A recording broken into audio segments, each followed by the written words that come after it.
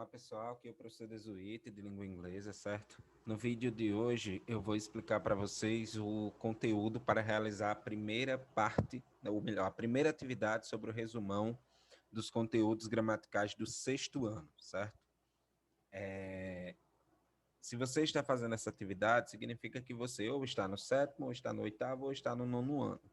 Mas, para iniciar o ano letivo, nós estamos trabalhando esse resumão do sexto ano para que a gente possa dar sequência aos conteúdos da sua série, certo? É importante a gente rever os conteúdos das séries anteriores para que a gente não fique tão perdido na hora de estudar os conteúdos mais difíceis referentes à série, né? Os conteúdos novos, vamos dizer assim.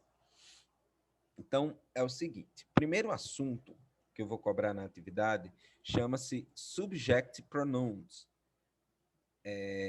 que é estudado junto com a introdução, digamos assim, ao estudo do verbo to be, certo? Mais precisamente no tempo presente.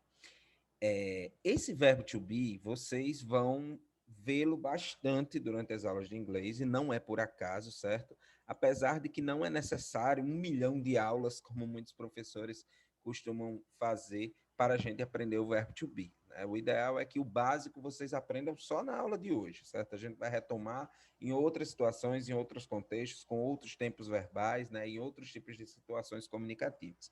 Mas o básico do básico dá para aprender rapidinho, sem muita enrolação, certo?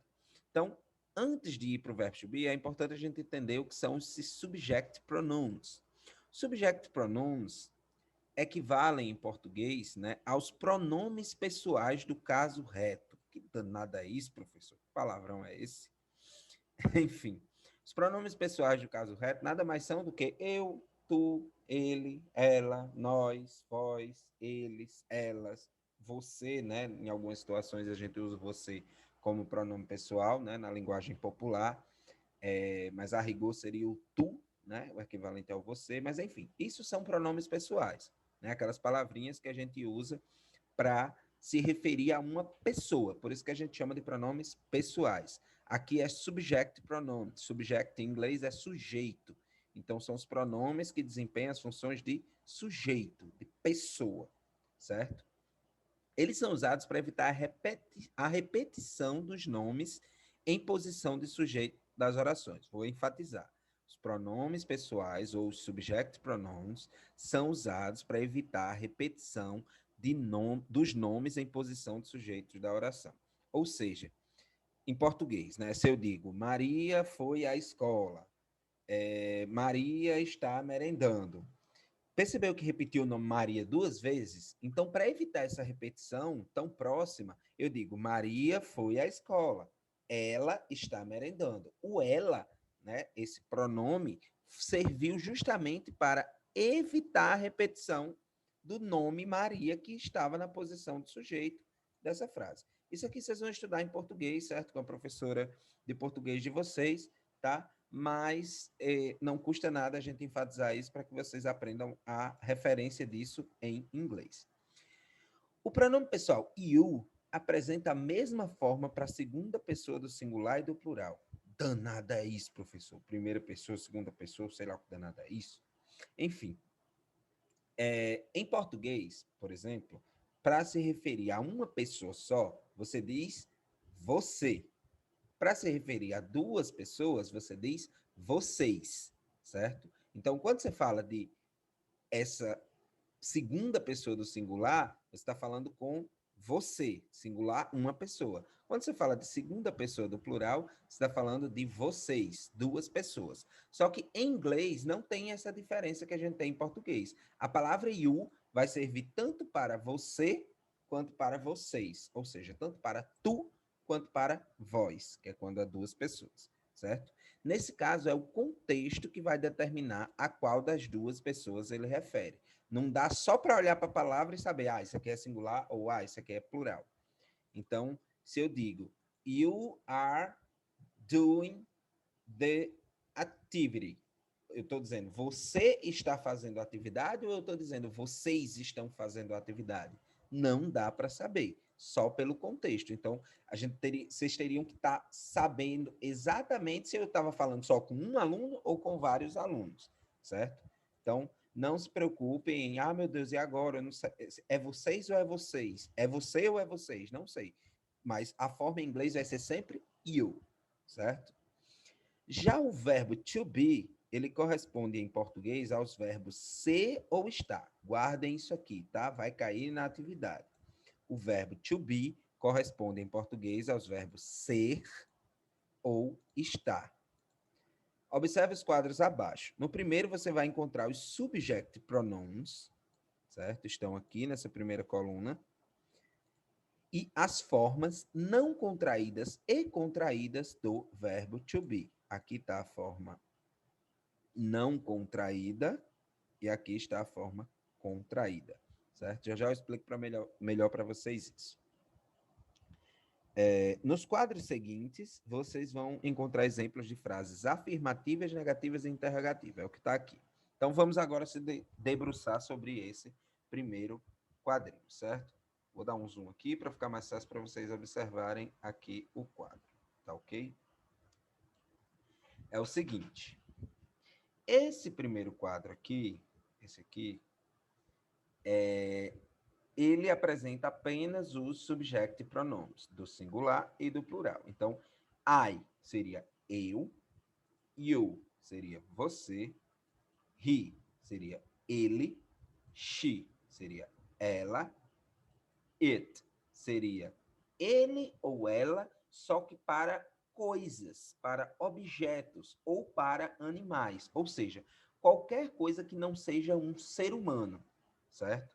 Um animal não é um ser humano. Então, se eu quero dizer que meu cachorro está latindo, ou se eu quero dizer que meu gato está aqui, eu vou dizer my cat is here. Para substituir o my cat, eu diria ele, em português. Meu gato viraria ele. Só que em inglês eu não vou usar a palavra he, que seria ele. Eu vou usar it, certo? Por quê? Porque meu gato é um animal. Mesma coisa para se referir, sei lá, a um caderno, a um lápis ou a uma mesa. Por quê? Porque são coisas que não são animais. São seres que não são animais. Aliás, que não são pessoas, perdão. Certo? Se for pessoas, você usa he para pessoas do sexo masculino, she para pessoas do sexo feminino. It vai ser masculino ou feminino, coisas, certo? Abrindo um pouquinho mais o nosso quadro, a gente vai ter aqui as formas de verbo to be que devem ser utilizadas com cada um desses subject pronomes, certo? Já eu falo do plural, tá? Sempre que o sujeito for a palavra I, a pronúncia disso aqui é I, tá, pessoal? I, que significa eu. Então, sempre que o sujeito for essa letrinha I aqui, que significa eu, você só vai poder usar o verbo to be na forma de am, certo? Esse verbo aqui vai significar, como eu disse, ser ou estar. Aqui, ó. Ser ou estar. Só que, quando ele está organizado, ele fica dessa forma aqui, organizado na frase. Então, eu não digo I be, eu digo I am, certo?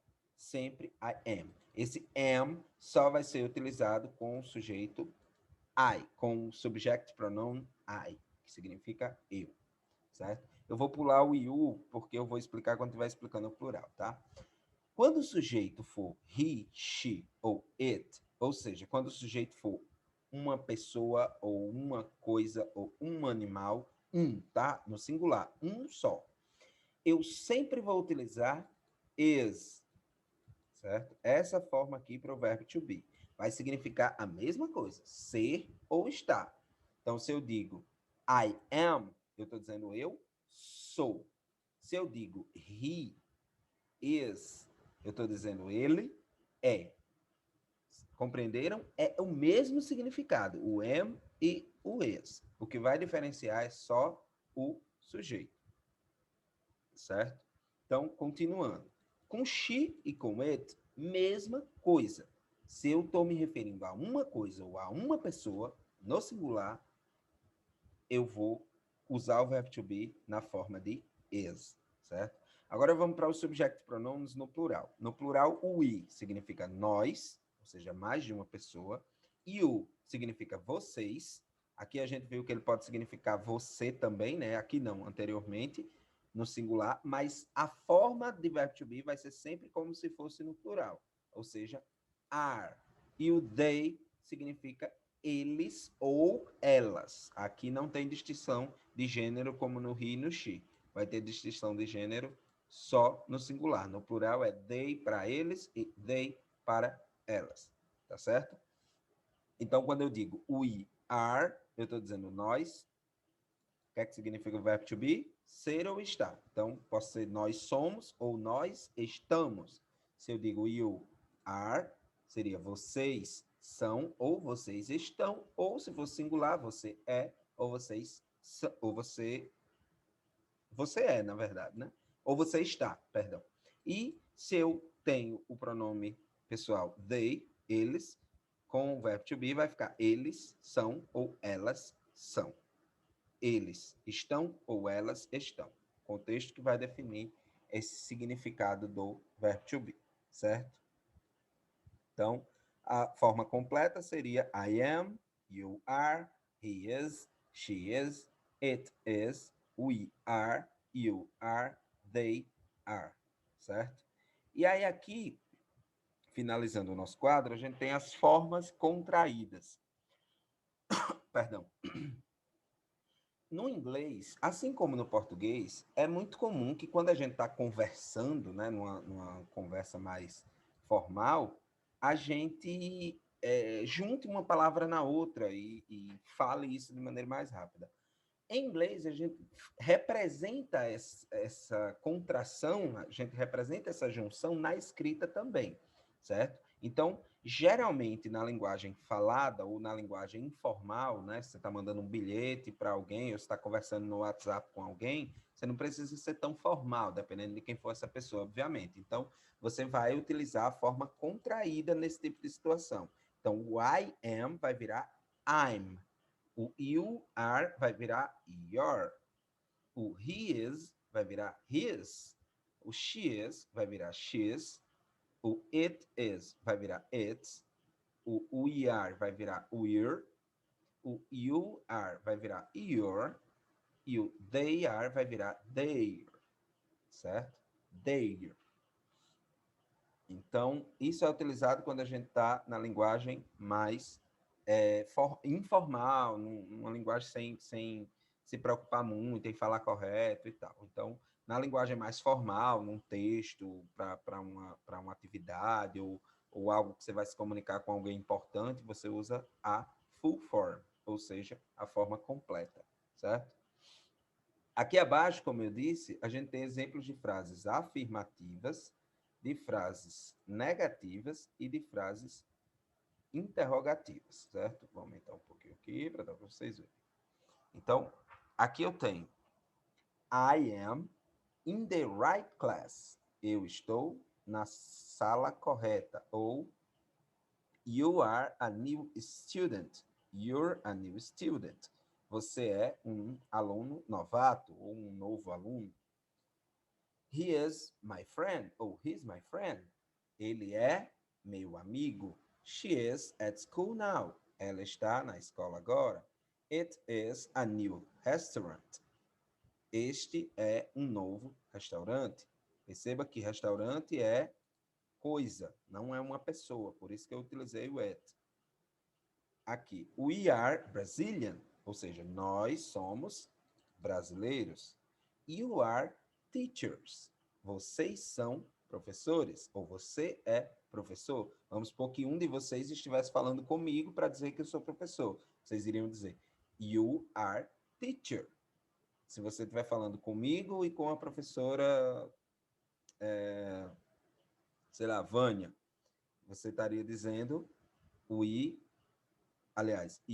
are teachers. Vocês são professores, certo? E aqui, they are em Porto Alegre today. Perdão, they are em Porto Alegre today. Eles estão em Porto Alegre hoje, ou elas estão em Porto Alegre hoje. Isso aqui são exemplos de frases afirmativas usando os pronomes pessoais e o verbo to be, certo? Para formar a negativa, basta colocar not depois da forma de verbo to be. Tá vendo? Not significa não, certo? Então, se eu quero dizer, negar essa frase aqui, a frase anterior era I am in the right class. Eu estou na classe certa, na classe correta, na sala correta, na turma correta, algo assim.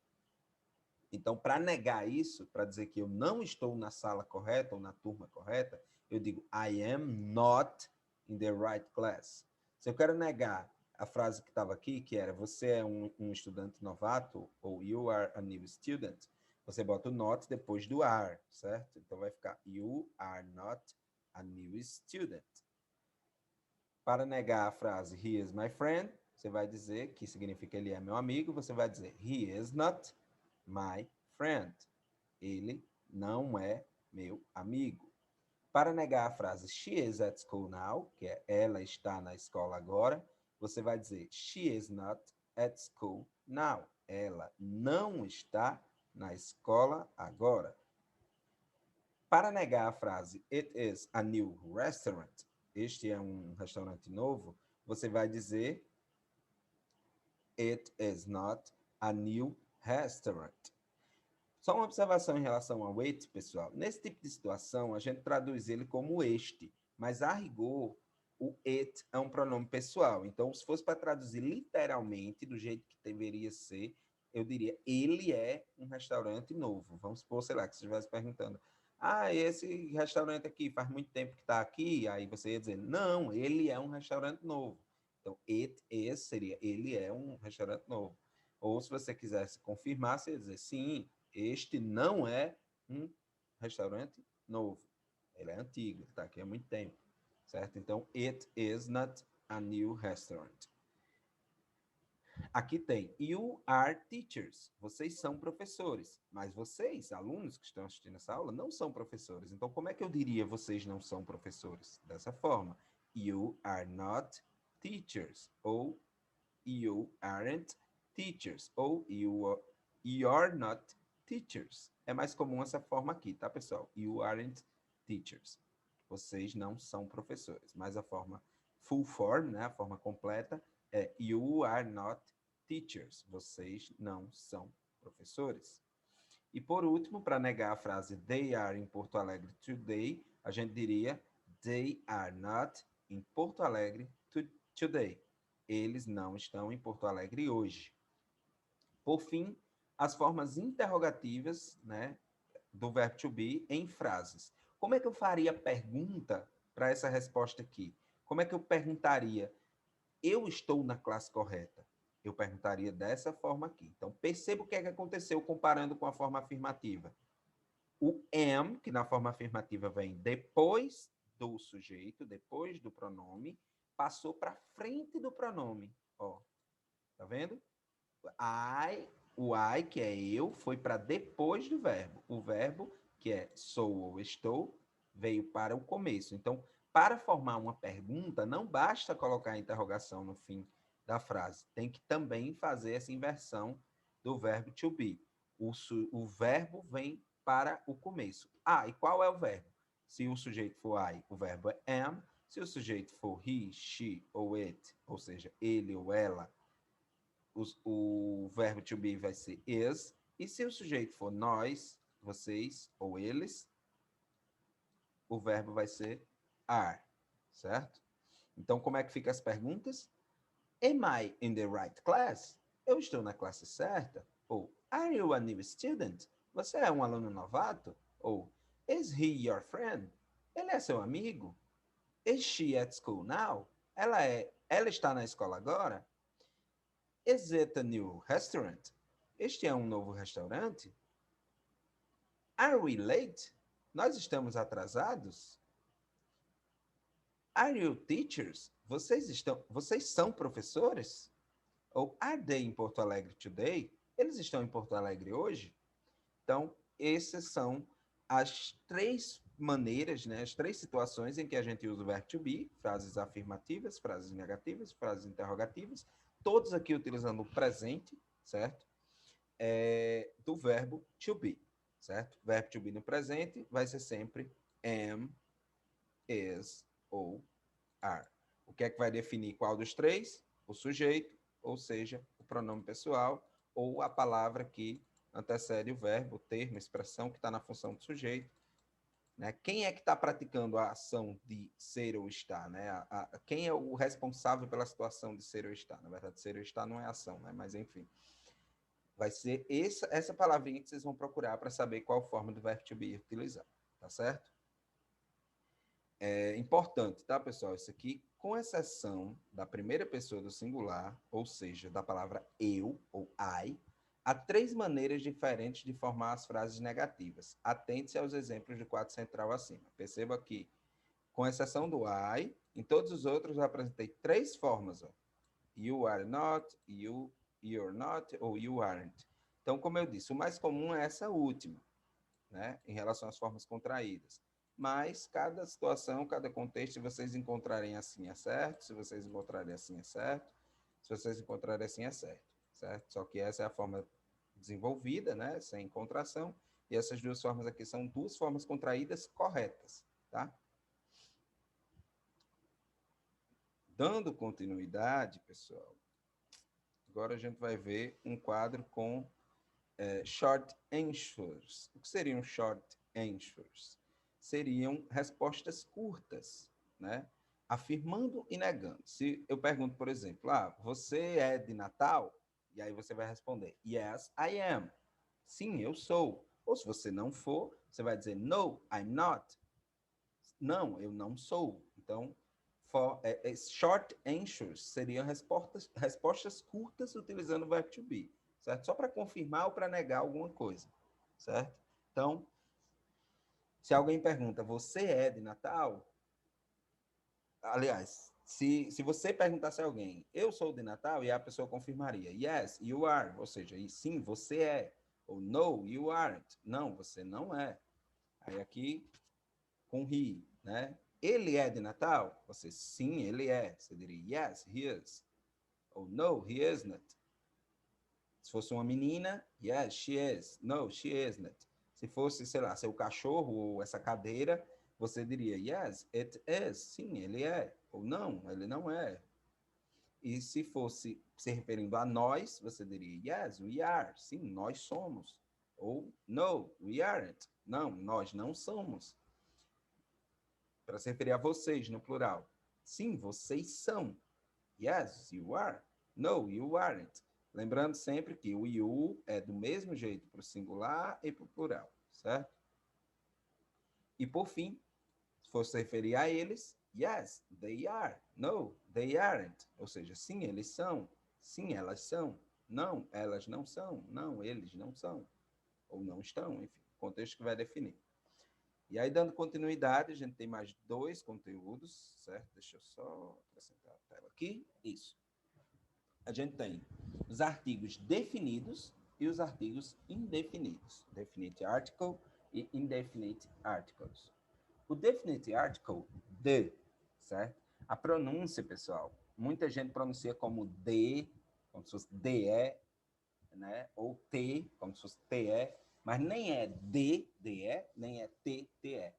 Esse TH aqui, em inglês, ele é um fenômeno muito complicado para quem está aprendendo inglês, porque ele é um tipo de fonema, de som, que nós, em português, não usamos para nenhuma palavra, nada que a gente vai falar em português utiliza esse jeito de articular a boca para falar, certo? Ele é pronunciado colocando a língua entre os dentes, certo?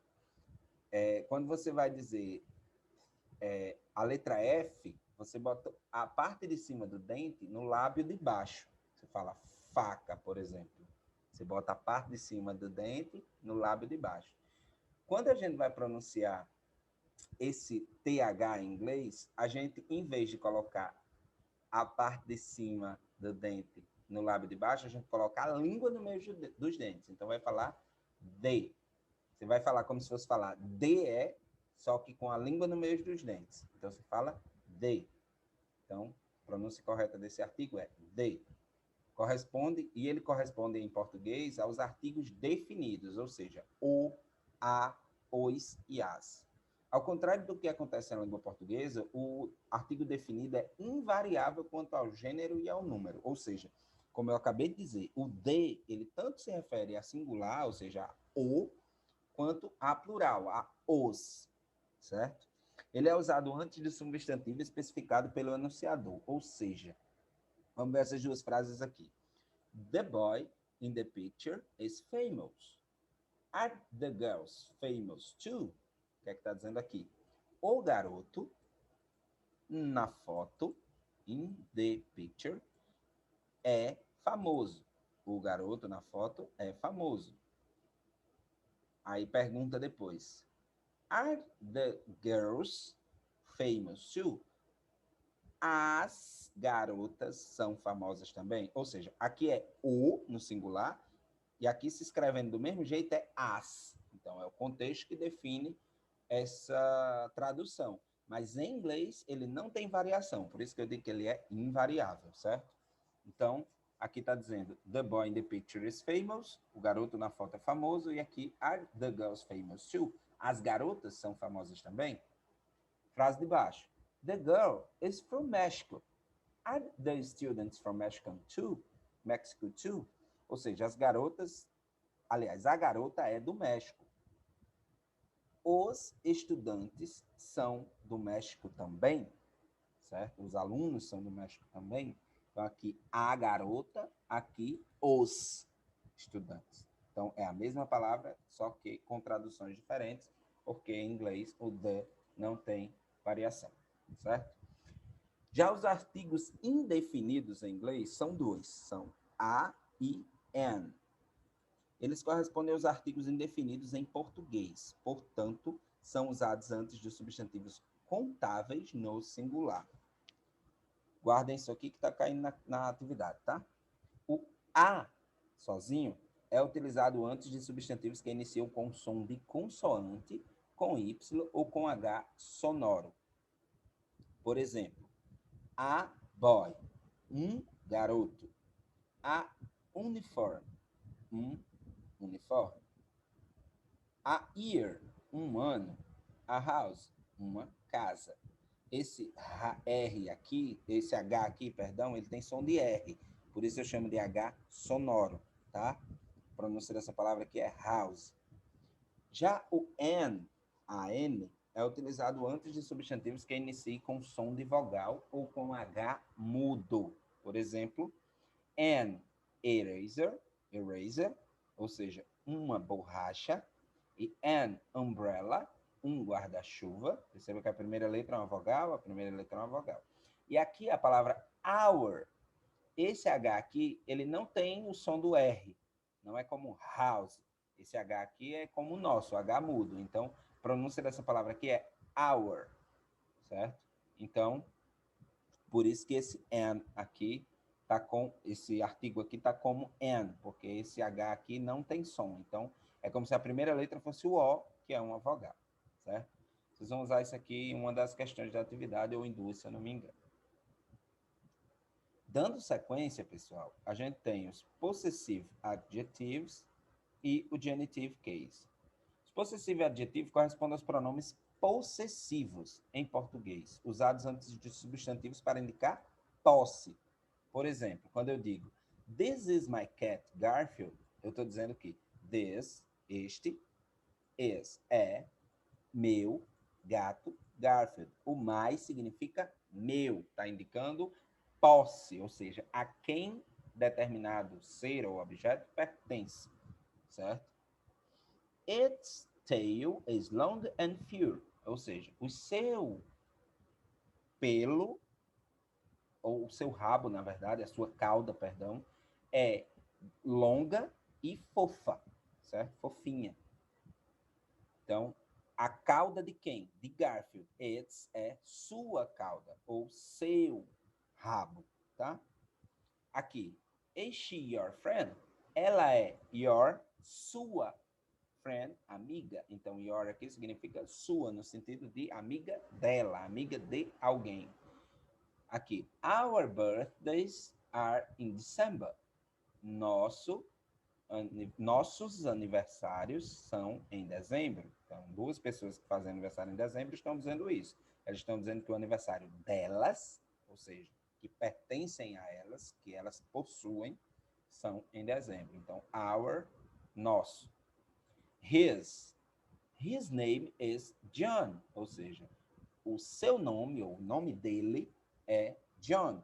His se refere a seu para menino, certo? Para pessoa de sexo masculino. Aqui eu tenho her full name is Sophie Cruz, ou seja, her é dele ou dela, ou seu ou sua, para meninas. Então, o nome dela, seu nome completo é Sophie Cruz. E por último, these are their books, ou seja, esses são seus livros, seus deles, pertencem a eles, certo? Então, o they é o pronome possessivo que indica posse para eles ou elas. Bem simples, pessoal. Só, caso necessário, revejam o vídeo, certo? Voltem para essa parte para lembrar qual é a equivalência. My, meu. Your, seu.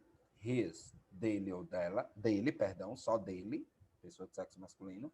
Her, dela. Its, dele ou dela, para animais ou objetos. Our, nosso. Your, de vocês ou vossos. E their, deles ou delas, ou seus ou suas, certo? Por último, a gente tem aqui, nessa página, o genitive case, que é usado para indicar posse também, mas no sentido de declarar que alguém possui alguma coisa, ou para estabelecer a relação entre dois elementos, como quando tratamos de vínculos familiares. Em geral, formamos o genitive case acrescentando o apóstrofo, que é esse símbolozinho aqui, que parece uma aspa, uma vírgula ao contrário, na parte de cima, e a letra S, ao substantivo. Observe os exemplos abaixo. Por exemplo, aqui tem this is Jacob's, tá vendo o apóstrofo S aqui? Jacob's family. Esta é a família de Jacob. Então, esse apóstrofo S aqui é traduzido como de, mas quando você quer dizer que algo pertence a alguém. Então, quando eu digo this is Jacob's family, eu estou dizendo que esta é a família de Jacob. Como eu disse aqui, para indicar vínculos familiares. Ou, are you Mr. Hunt's son? Você é o filho aí, do senhor Hunt? E aqui, this is not the teacher's bag. Esta não é a bolsa, bag é bolsa, do professor. Então, o apóstrofo S é do professor, no sentido de posse. Esta é a bolsa que pertence ao professor? Este é o filho que pertence ao senhor Hunt? Ou esta é a família que pertence ao Jacob? Então, o apóstrofo S, né, que é o genitive case, é indicado para indicar posse ou para declarar que alguém possui alguma coisa ou para estabelecer entre dois elementos uma relação como em vínculos familiares, certo? Por último mesmo agora, não só por último neste material, mas por último da aula de hoje, a gente vai ver os demonstrative pronouns, certo? Os demonstrative pronouns são usados para indicar a posição de alguém ou de alguma coisa em relação a quem fala, certo? Em português, mesma coisa, seriam os pronomes demonstrativos. No singular, usamos des quando queremos demonstrar que alguém ou alguma coisa está próxima de quem fala. Seria o equivalente a isto ou este. Perdão. Seria o equivalente a este ou esta, certo? E usamos that quando queremos demonstrar que alguém ou alguma coisa está distante de quem fala, certo? Seria esse ou essa. Tem essa distinção em português que muita gente não sabe. Em inglês é até mais fácil de perceber porque as palavras são um pouco mais diferentes, certo? Mas um exemplo claro é isso. Desse exemplo aqui.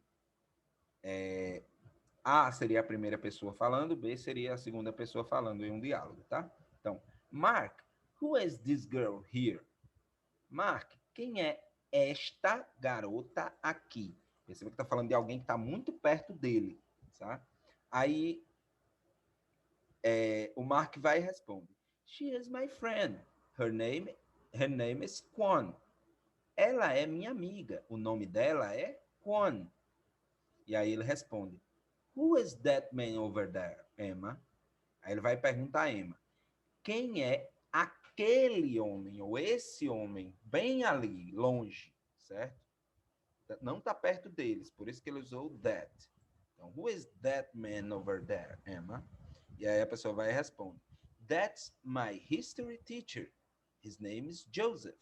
Ou seja, aquele cara que está lá longe, não está perto da gente, that is my history teacher. Ou seja, meu professor de história. O nome dele é Joseph, certo? No plural, usamos these, quando queremos demonstrar que alguém ou alguma coisa está próxima de quem fala. E those, quando queremos demonstrar que alguém ou alguma coisa está distante de quem fala. Então, this, este, esta, para algo que está próximo no singular. Uma pessoa, uma coisa. That, esse, essa, ou aquele, aquela, para demonstrar algo no singular, né? Algo que está um pouco distante de mim ou de quem fala, no singular. These ou those, mesma lógica, ou seja, algo que está próximo e algo que está distante, só que no plural, ou seja, quando eu quero me referir a mais de uma coisa ou a mais de uma pessoa. Vamos ver o diálogo. Cindy, who are those boys over there? Ou seja, Cindy, quem são aqueles garotos bem ali, longe da gente? Né? Over there seria bem ali, que estão naquele canto longe. E aí ela responde, they're my Brazilian friends. Eles são meus amigos brasileiros, certo? Se esses carinhas não estivessem over there, ou seja, não estivessem na longe, estivessem perto dela, a pessoa iria dizer, Cindy, who are these? Desse jeito aqui, ó. These boys. Right here, que seria o contrário de over there, que é bem ali, longe, é right here, bem aqui, certo? Aqui perto. Então, se eles estivessem perto, seria these. Como eles estão longe, é those. Então, pessoal, por hoje é só, certo? Ficou um vídeo um pouco mais longo, uma aula um pouco mais cansativa, mas como é um assunto que necessitava dessa explicação, eu resolvi fazer esse vídeo. Agora sim, vocês podem começar a atividade, certo? Em caso de dúvidas, chame o professor, no caso eu, no grupo do WhatsApp durante o horário da aula, ou, se for fora do horário da aula, fale no privado, mas saiba que eu não vou conseguir responder de imediato se vocês falarem fora do horário da aula, tá ok? Então, bons estudos.